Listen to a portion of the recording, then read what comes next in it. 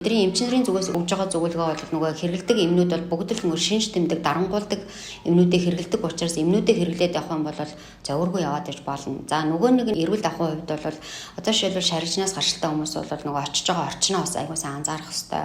Хэр одоо ингэ шарилж ойр орчимд байна уу? Хоёрдугаарт одоо нөгөө барьж байгаа майхнаа хүртэл одоо анзаарч барих хэрэгтэй байхгүй юу тий.